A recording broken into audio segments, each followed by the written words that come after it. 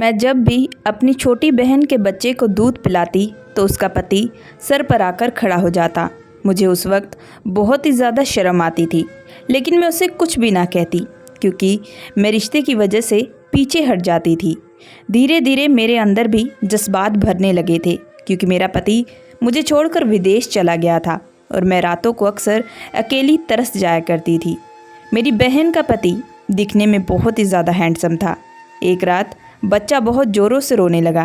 तभी मेरी बहन का पति भागता हुआ मेरे कमरे में आया और कहने लगा कि आज रात मैं उसके साथ उसके कमरे में रुक जाऊं। मैं भी मान गई थी और जब मैं बच्चे को संभालने के लिए जैसे ही बिस्तर पर जाकर बैठी कि तभी अचानक पीछे से मेरी बहन का पति बगल में आकर बैठ चुका था। आज उसकी नशीली आंखें मुझे कुछ और बयां कर रही थी। हम दोनों एक दूसरे को गहरी आंखों से देख रहे थे। हम दोनों की दिलों की धड़कनें बढ़ने लगी थी। तभी मुकेश मेरे करीब आया और कहने लगा कि क्या आप बच्चे के साथ साथ मुझे भी पीने को दोगी। ये सुनते ही मेरा मन मचलने लगा। मेरे जज्बात जो थे वो उठने लगे थे। मेरे बदन में करंट सा दौड़ने लगा कि तभी मैं बच्चे को साइड किया और तुरंत लाइट बंद कर दी और फिर हम दोनों ने मिलकर पूरी हदें पार कर दी। मुकेश तो मेरे पति के मुकाबले काफ़ी जोश से भरा पड़ा था। उसने बच्चे के साथ साथ मेरी शादी बहुत ही अमीर ख़ानदान में हुई थी। मुझे कभी कोई चीज़ की कमी नहीं होती थी क्योंकि मेरा पति बहुत ही अच्छा कमाता था। लोग अक्सर मेरी तारीफ़ें किया करते कि तेरा पति तो बहुत अच्छा है, तेरे ऐशराम भी वो पूरे कर लेता है। मेरी शादी पुनीत के साथ 2 साल पहले हुई थी। मैं अपने पति के साथ बहुत ज़्यादा खुश थी। ये रिश्ता मेरे एक दूर के अंकल ने करवाया था। हालांकि उन दिनों मैं किसी और को चाहने लगी थी, लेकिन सभी रिश्तेदारों और परिवार वालों ने मुझे कहा कि पुनीत बहुत अच्छा कमाता है, वह तुझे कभी भी कोई चीज़ की कमी नहीं होने देगा। मुझे भी माता पिता की ये बात सही लगी थी। मैं हमेशा माता पिता के कहने के मुताबिक ही सब कुछ किया करती थी। इसी वजह से मैंने अपने नए नए प्यार को भी भुला दिया था और फिर अपनी ज़िंदगी की नई शुरुआत कर ली। हम लोग एक मिडिल क्लास फैमिली से बिलोंग करते थे। मेरे घर में मेरी माँ और एक छोटी बहन रहा करती थी। मेरा नाम मानसी था और मेरी उम्र 25 साल थी। माँ बाप चाहते थे कि हम बहनों की शादी एक ही मंडप पर की जाए। इसी वजह से माँ बाप ने मेरी और छोटी बहन प्रिया के लिए भी रिश्ता देखना शुरू कर दिया था और फिर काफ़ी खोजने के बाद उन्हें एक लड़का बहुत पसंद आया था। मेरे पति के मुकाबले वह लड़का भी अच्छा खासा कमा ही लेता था, लेकिन उस लड़के के परिवार वाले बिल्कुल भी नहीं थे। वह लड़का अकेला था। बस उसकी एक छोटी बहन थी जिसकी शादी उसने खुद ही करवाई थी। उसके माँ बाप कई साल पहले ही गुजर चुके थे।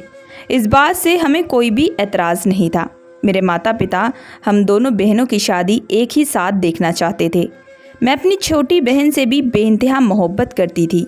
मैं भी बहुत खुश थी कि मेरे साथ साथ उसकी भी शादी हो रही है और वह भी अपनी ज़िंदगी में सेटल हो जाएगी।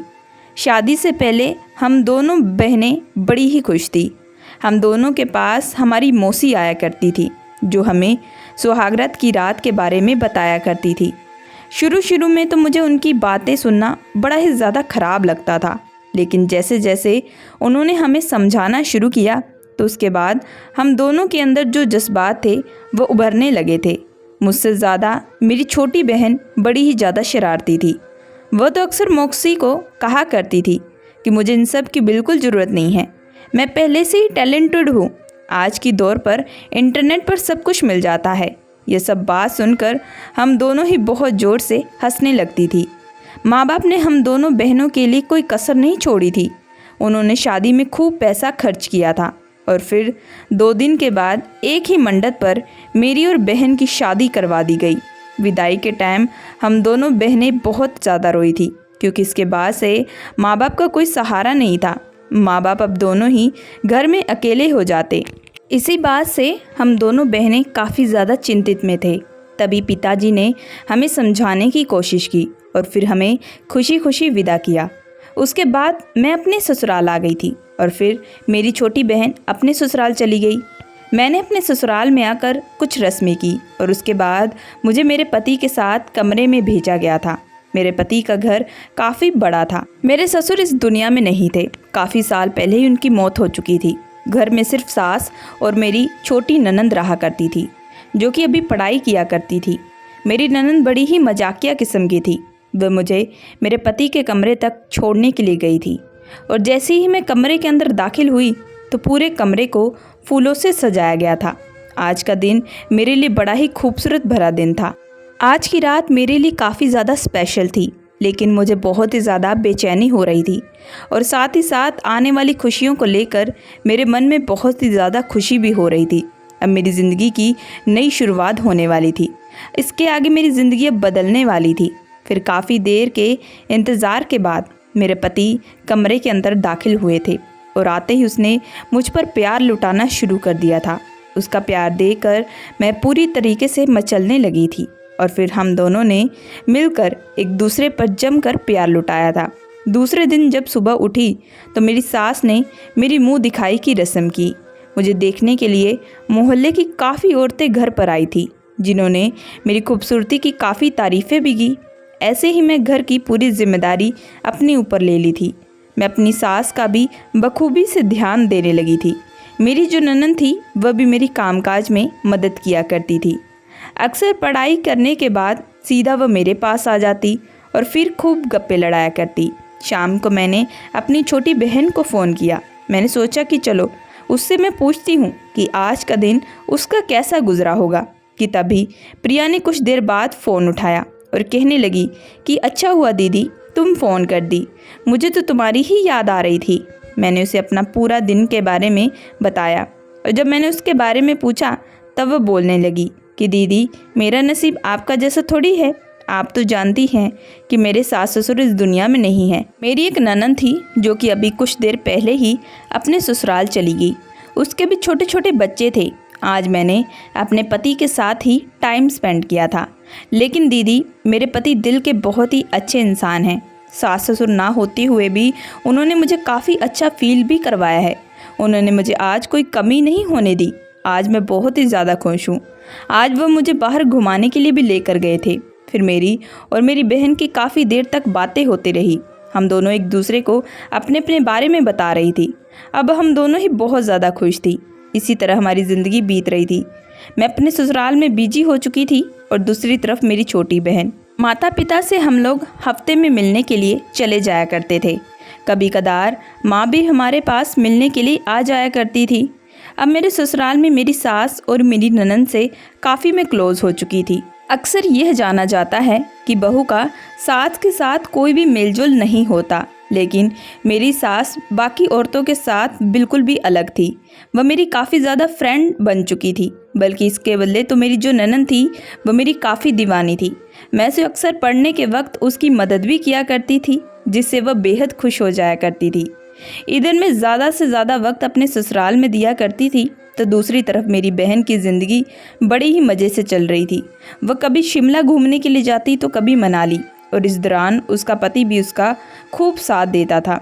फिर पूरे 2 महीने के बाद मुझे ये पता चला कि मैं माँ बनने वाली हूँ। तब मेरे ससुराल वालों ने मेरी खातिरदारी में कोई कमी नहीं रखी थी।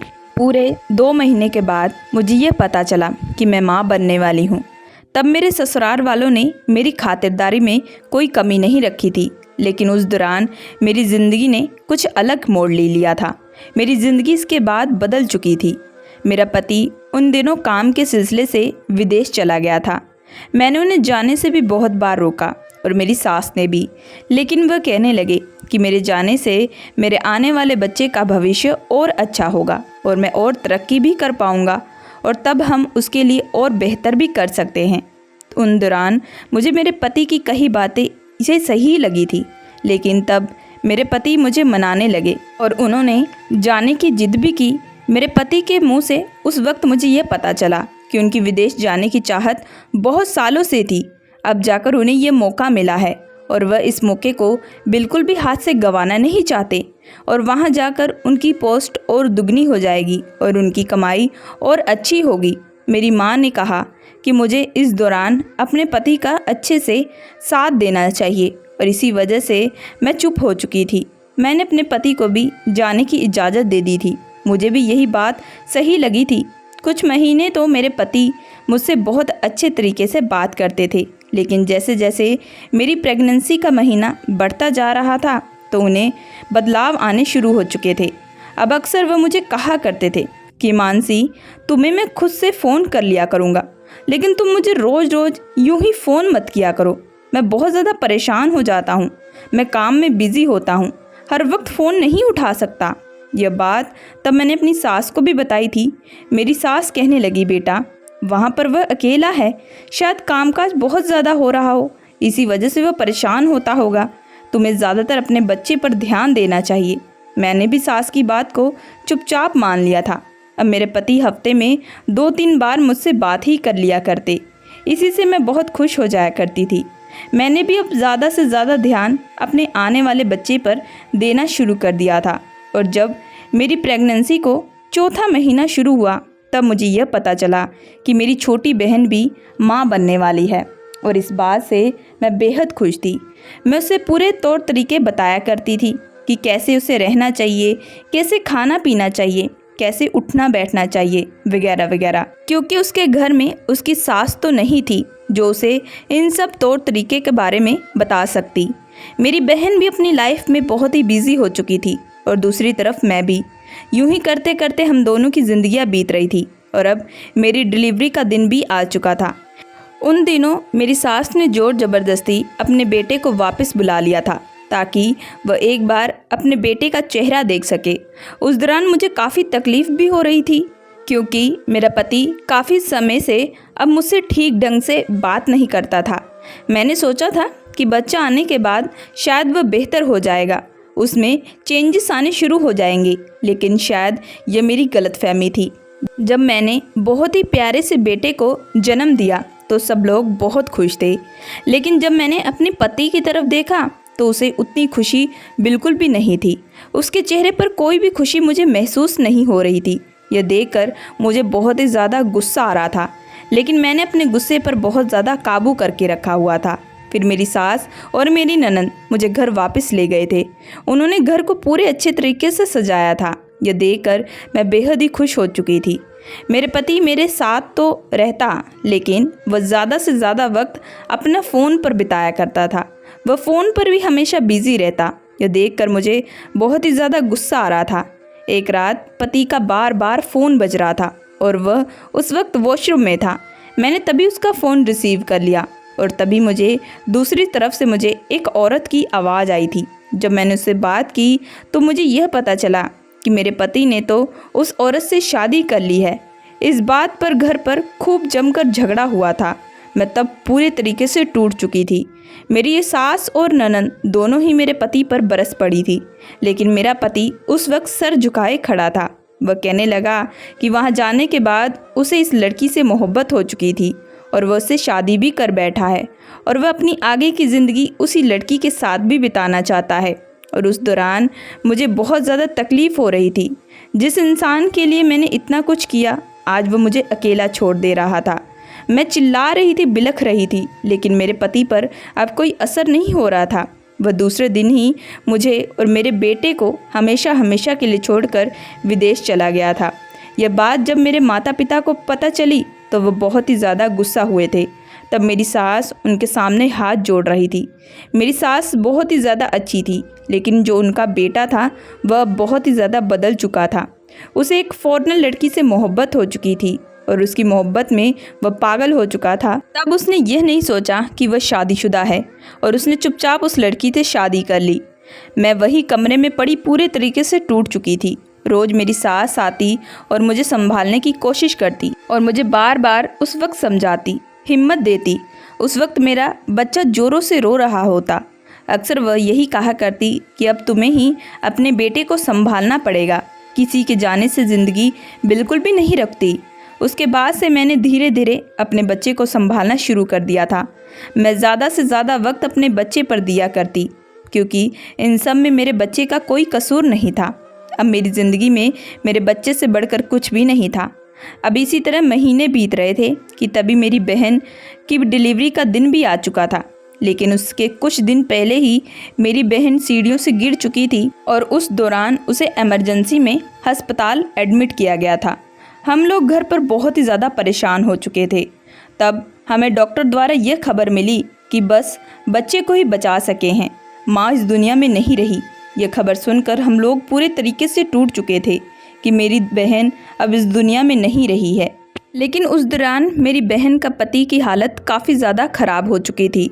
वह अपनी पत्नी से बेइंतहा मोहब्बत करता था और उसके जाने के बाद पूरे तरीके से टूट चुका था। वह उसकी हर ख्वाहिशों को भी पूरा किया करता था। वह बहुत ही अच्छा इंसान था।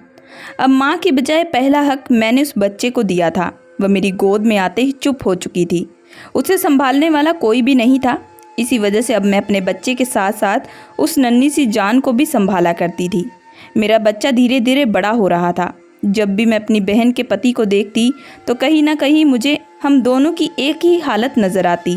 उन दिनों मैं अपने बच्चे को लेकर अपनी बहन के ससुराल जाकर रहने लगी थी, क्योंकि एक साथ 2 बच्चों को संभालने की जिम्मेदारी अब मुझ पर आ चुकी थी।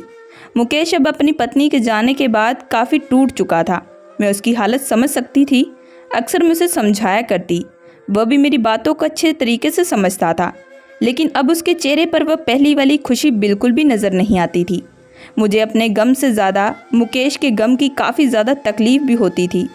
मेरे पति ने तो आज तक कभी भी मुड़कर मुझे एक बार फ़ोन नहीं किया और ना ही कभी उसने अपने बच्चे के बारे में सोचा। अब मुझे आने वाली ज़िंदगी के बारे में बिल्कुल भी कुछ पता नहीं था, लेकिन अब मैं दोनों बच्चों के साथ बहुत ही ज़्यादा खुश थी। मेरा अब मुकेश की बच्ची के साथ कहीं दिल लग चुका था। मैं उसे भी एक माँ की तरह ही प्यार करती थी। धीरे धीरे मुकेश ने भी अपने आप को संभालना शुरू कर दिया था।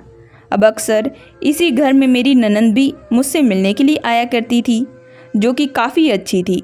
वह मुझे अच्छे से समझती थी। वह दोनों बच्चों को संभालने में मेरी मदद किया करती। मुकेश जब भी ऑफिस से आता तो अपने बच्चे के साथ साथ मेरे बच्चे के लिए भी खिलौने लेकर आता।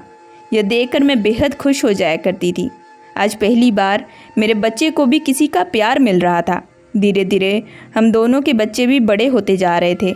अब मुकेश के घर पर रहते हुए मुझे पूरे 5 महीने बीत चुके थे। इन 5 महीनों में मैं और मुकेश एक दूसरे को काफ़ी अच्छे तरीके से समझ चुके थे। हम दोनों एक ही नाव पर थे।